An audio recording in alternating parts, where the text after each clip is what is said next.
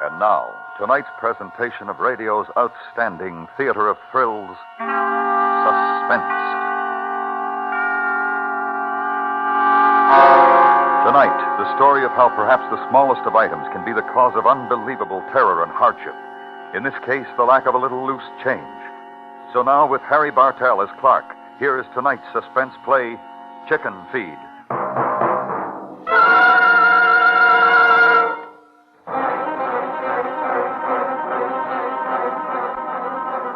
All right, it was a silly thing to fight over, I admit it. A nickel, a measly, worthless nickel. Chicken feed. Junior asked for a nickel, and I flipped it over to him, and Mary said I shouldn't spoil the kid. It was time he learned the value of money, and I said, great Scott, if I couldn't give my own child a nickel without her jumping down my throat. Oh, you know how those things get going. You keep saying things you shouldn't, and she lashes out with an answer, and before you know it, you've stormed out of the house, and you're taking it out on the car.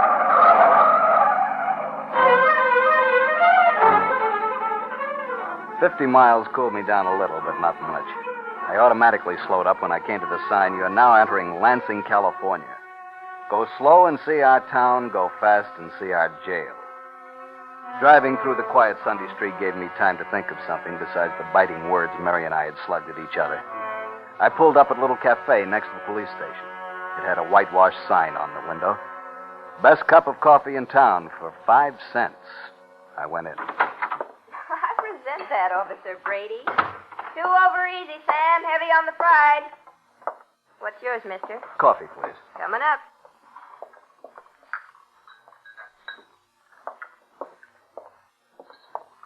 Here you are. Thanks.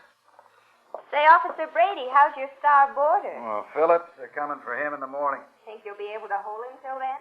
He got out of that Bennington jail like a paper bag. Don't worry, sister. Phillips won't get out of this one. I listened to them with half an ear while I sipped my coffee.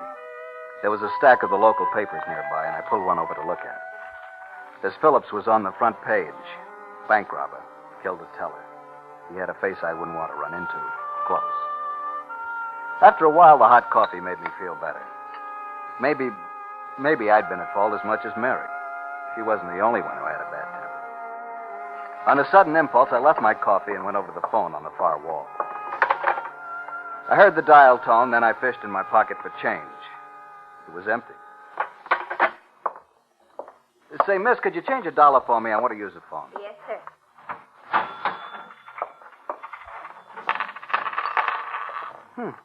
What's the matter, mister? My wallet. I seem to... look, I'll be back in a minute. Mary wasn't the only one with the temper. I'd stormed out of the house without changing the contents of my pockets to the suit I was wearing. I didn't have a dime on me. Not a nickel. I rummaged in the glove compartment. Mary sometimes left a coin first, but this time, naturally, it wasn't there. What seems to be the trouble, mister? Oh, officer, I seem to have come off without my money. Embarrassing. Yeah. I didn't realize it until I tried to phone. Where's your driver's license? It's in my wallet in San Francisco. Got any other identification? Well, the registration slip on the car. That's the car. What about you? Well, look, officer, I'm Ralph Clark. Clark and Jacobs in the Hatfield building. We're attorneys. Kind of far from home to be without any dough, aren't you? Well, I came out of the house without changing the stuff into this suit. You know how that happens. How do you happen to have the keys to the car? I don't take them out when it's in the garage. Say, you don't think... Where are you headed for? Well, I know it sounds funny, but nowhere, really.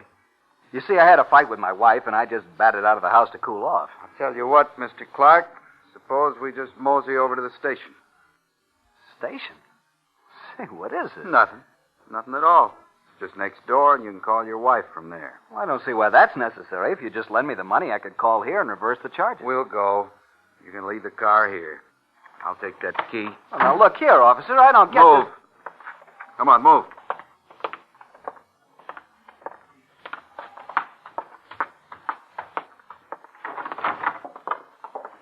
Hi, Jim. What do you got this time? Oh, tell you better after he makes a call. Give me the phone, will you, Russ? That's out of order.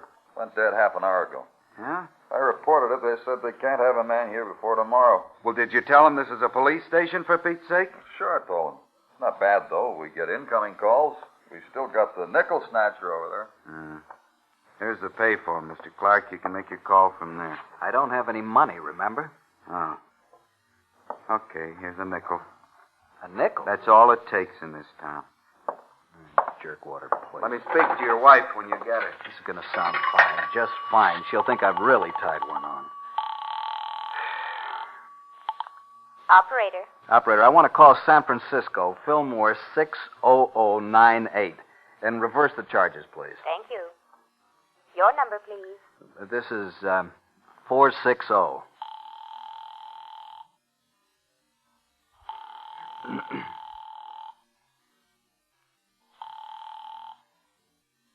No. I have a collect call from Lansing, California for Fillmore 60098. Will you accept it? Lansing? Well, I don't know It's me, Mary. Take the call. Oh, it's you, is it? What do you think you're doing? 50 miles? Will you accept the call, madam? I should say not. With a very high dear. Mary, wait. I'm Hey. sorry. The party will not accept the call. Look, operator, get her back, will you? This is important. I'll ring them again. Swell, that's a sweetheart.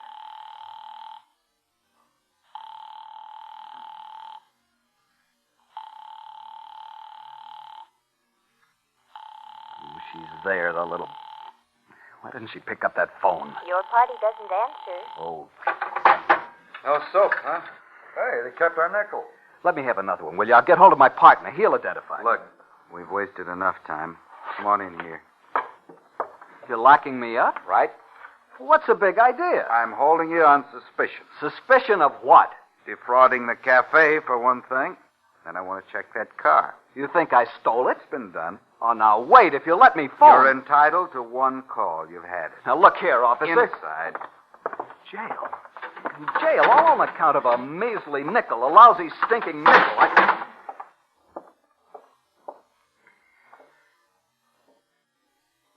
You mean you ain't even got a nickel? No.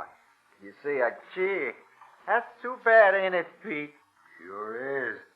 Wish we could help you out. Maybe we can. Have you got a nickel? Sure. Got 3 of them. Will you lend me one? Just one. What's it worth to you, chum? I'll send you $10. Pie in the sky. Hey, my wristwatch. What's the matter with it? Nothing's the matter with it. It's worth $50. Here, you fool, look at it. It's yours for 5 cents for one measly nickel. What can you lose? Is it hot? You mean stolen? Of course not. What are you offering it for a nickel for? I want to get out of this filthy place. Oh, so you don't like our company, is that it? No, ain't that just too bad? What do you think of that, Mr. Phillips? He don't like us. Have you got any nickels, Mr. Phillips? I followed his glance. For the first time, I saw deep in the gloom of the locked cubicle the face that I'd seen on the front page of the newspaper. The face I'd said I wouldn't want to run into. Close. Well, it was close, and I was glad there were bars between us. Mr. Phillips here, he's a big shot. Robbed 4 banks and broke out of 2 jails. Killed a man, too. Sure, we're just fags. But Mr. Phillips, he's going to the hot seat. They're coming to get him and take him back to Utah and burn him. Ain't that right, Mr. Phillips? Mr. Phillips don't want to talk about it. Mr. Phillips don't want to talk about nothing. Mr. Phillips ain't very sociable. Just like this. Now, look, fellas, I want to get out of this jail. Here, take the watch and give me that nickel, huh? Tell you what, I'll match you for it. Match me? Yeah, nickel against the watch. Well, Take it or leave it. all right. Leave Pete hold the watch. I'll flip the nickel on the floor. You call. Heads. Tails, I win. Hey, wait a minute. Get your foot off it. How do you know it's tails? It's tails, ain't it, Pete? Sure, it's tails. Here's the watch, son. Say, what is Watch this? it, brother. Well, you're not going to get away with Get this.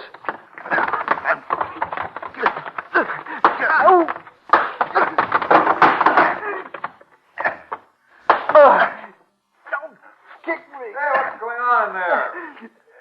Officer! It ain't nothing. This new guy's acting up is all. Quiet down in there. Get up. I can't. It kicked me. Trying to get us in trouble, huh? No, no. Look, fellas, for heaven's Shut sake. up. Okay. Kangaroo. I'll be the judge and you'll be the prosecutor, huh? Yeah. Maybe Mr. Phillips will be defense attorney. You want him, Mr. Phillips? He don't want him. Prisoner at the bar, stand up. I said stand up. Now, cut it out. All right, counselor. What's the prisoner charged with? Your Honor, this man is a desperate criminal. He's charged with breaking into jail, insulting his fellow boarders, poor sportsmanship, and fight.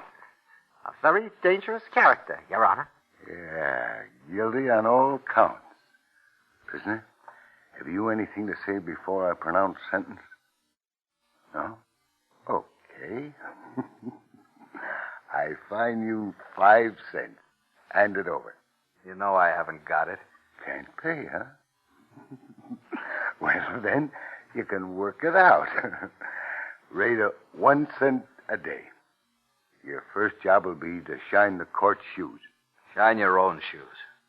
Oh, so he's going to be like that, huh? Hold 'em slim. Officer! Officer! Oh! Pipe down in there. All right. Now get on them shoes.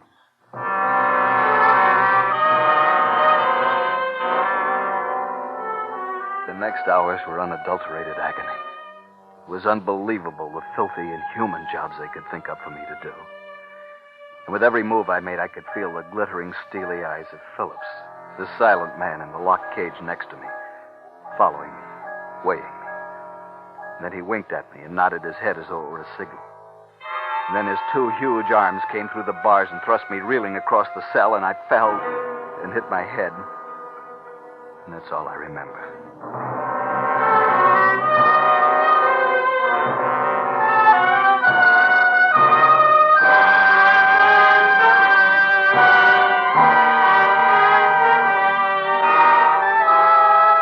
You are listening to Chicken Feed, tonight's presentation in radio's outstanding theater of thrills, Suspense.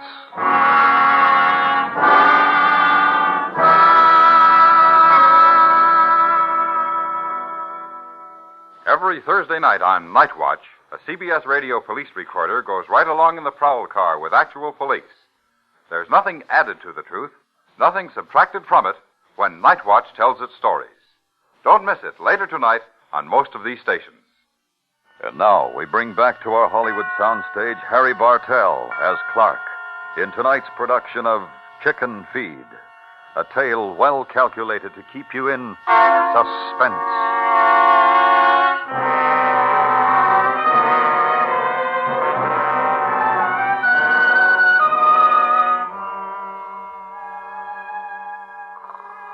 I don't know what time it was, 2 or 3 in the morning, when I felt the stealthy touch on my shoulder. I opened my eyes. I was still on the stone floor, and Phillips was bending over me, holding a revolver. You fool. You want to wake them punks? Get up quick. I glanced quickly at Phillips' cell. It was open, and so was the door to mine. We walked to the front desk. There, bound and gagged securely, Sergeant Ross glared at us. Here. Which is the key to your car? This one. Okay. Take it and let's move.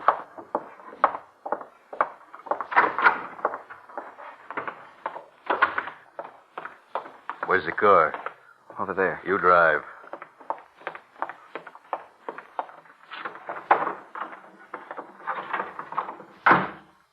Well, we made it. Them hick bulls, they panic me. Guy could spring that crock with a hairpin. You nearly done a fine job of lousing things up. What happened to you getting thrown in a can in the middle of the day? They picked me up on suspicion. Well, it wasn't supposed to be till midnight tonight. What? And all that phony kid stuff about the nickel. The nickel? Yeah. All you had to do was slip me the word that Jerry Nichols sent you. Served you right the way them lushers treated you.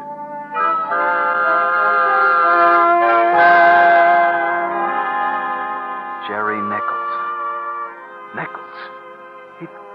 He thought I was an accomplice, sent by a partner to help him break jail. Then all my screams about a nickel had been nothing but a signal to him, a signal that I came from Jerry Nichols. Jerry got the hideout set up?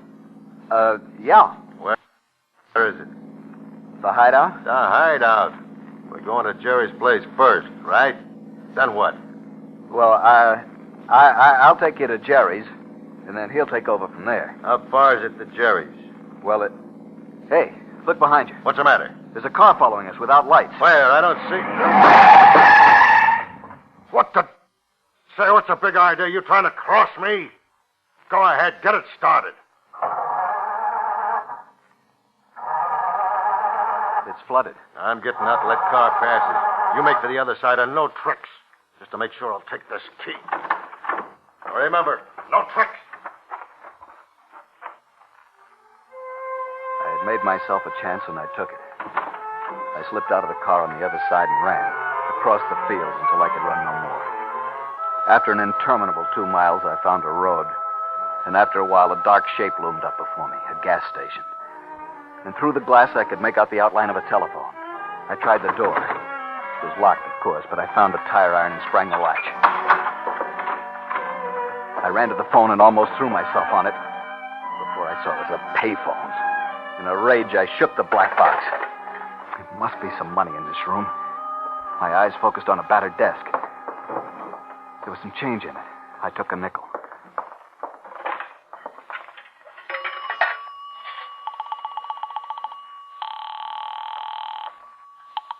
Number, please. Kept me San Francisco. Sutter 15994. Thank you. There may be a slight delay, sir. I'll hold on. But hurry, operator. It's important. One moment, please. I waited. Far down the road, the headlights of a car joggled over the rise and aimed toward me. I hung up the receiver, closed the cash drawer, snapped the lock on the door. Then I crouched beneath the desk.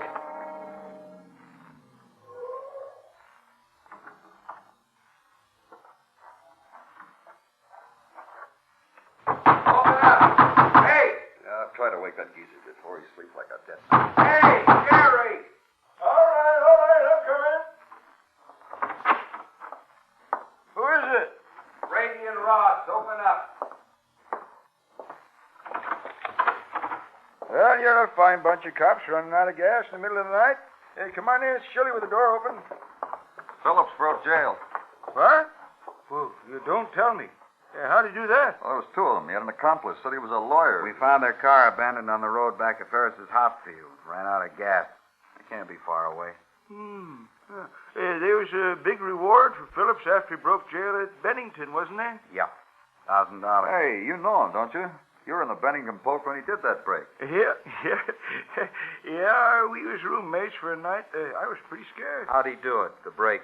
Well, I don't know. I was sleeping it off. $1,000 reward, huh? Don't you go getting any ideas now. That Phillips is a killer, and so's his partner, most likely. Well, I ain't exactly helpless myself. Got me a nice little fella in my side here. You take my advice, chum, and put the gun away. You show up here, you talk soft, and let us do the capturing. Sure. I'll play safe. Well, we'll be going. Just wanted to alert you, Jerry. Yeah, well, thanks. So long, boys.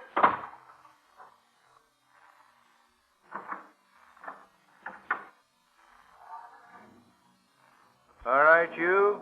Come out from under that desk. Mister. Come on out, I say. This gun's mighty nervous.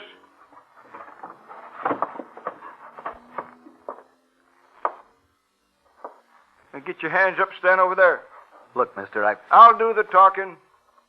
Who are you? You gotta believe me. I'm not a criminal. I'm a lawyer. Oh, yeah, you must be that other one. Hey, keep them hands up. Now, where's Phillips? I left him in the car. Now, that's another thing. You can get the reward. I know who he's going to meet, and they're going to a hideout. I see. Who's he going to meet? Somebody named Jerry Nichols. There. Now, if you let me get to that phone, I can clear everything up. No, you don't. You stay right where you are. But that's my partner, my law partner in San Francisco. I only broke in here so I could phone him. He'll identify me. You don't believe me? Yeah, I believe you all right. Then what? Answer it yourself. You'll see. Not on your life, mister. What, you think I'm out of my mind? But you've got to answer it, Jerry. You don't know what I went through to place that call. You can't just stand there. Jerry. You're Jerry Nichols.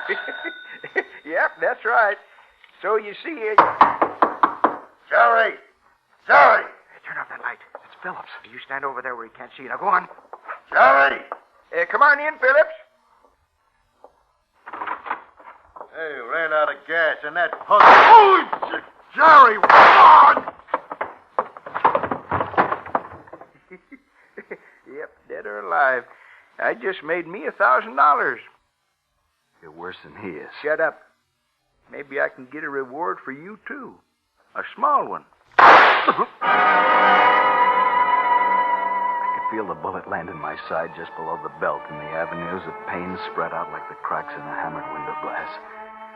But somehow, strangely, it didn't stop me. I kept moving toward him. He backed away, surprised.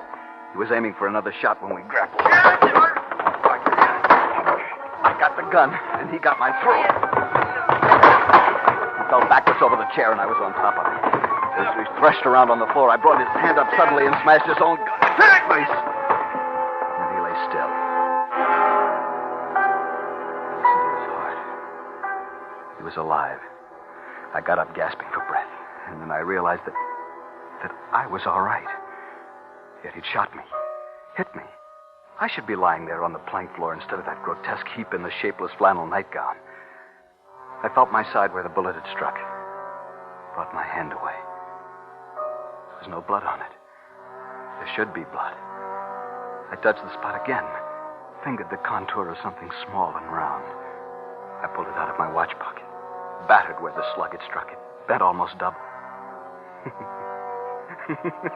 Nickel. Nickel.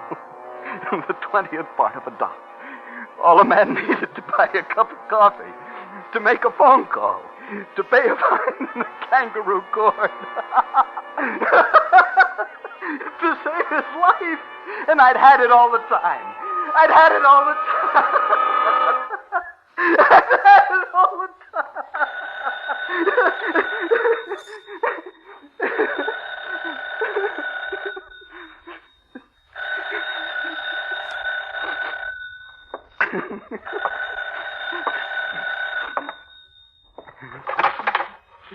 Hello? I have your party now in San Francisco. Shall I connect you, sir? Yeah, but first, get the Lansing police station, will you, operator? Lansing police? Yeah. Shut up, Jerry. You're going to live. I'm going to be in court with you. Yeah, and I wouldn't give a plug nickel for your chance.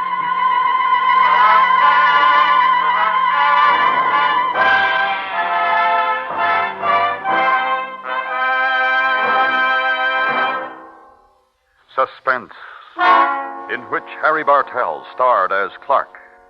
Crime Photographer is now heard Friday nights on CBS Radio. Tomorrow, marking his move to the new Night and Time, Casey tackles a tough assignment, confronting a corrupt political boss, a beautiful redhead, and the wayward son of a respected cop in his efforts to crack a protection racket rooted in the city.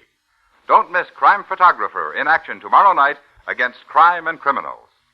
Next week, the simple tale of a woman who finds herself accused of murder and yet has no remembrance of either the act itself or the person she is said to have killed.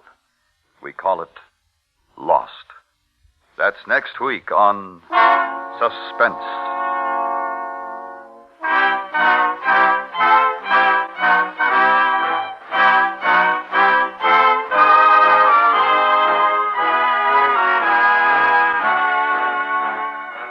Suspense is produced and directed by Norman MacDonald, with music composed by Lucian Morowick and conducted by Lud Gluskin. Chicken Feed was specially written for Suspense by Lawrence Goldman. Featured in the cast were Clayton Post, Jack Crucian, James Nusser, Vic Perrin, Edgar Barrier, Michael Ann Barrett, Larry Thor, and Eleanor Tanin.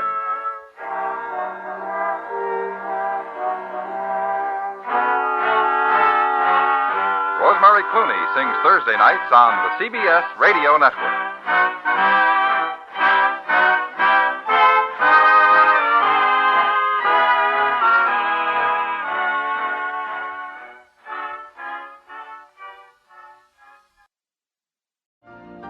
You've been listening to the OTR Gold Network. Find more classic radio at otrgold.com.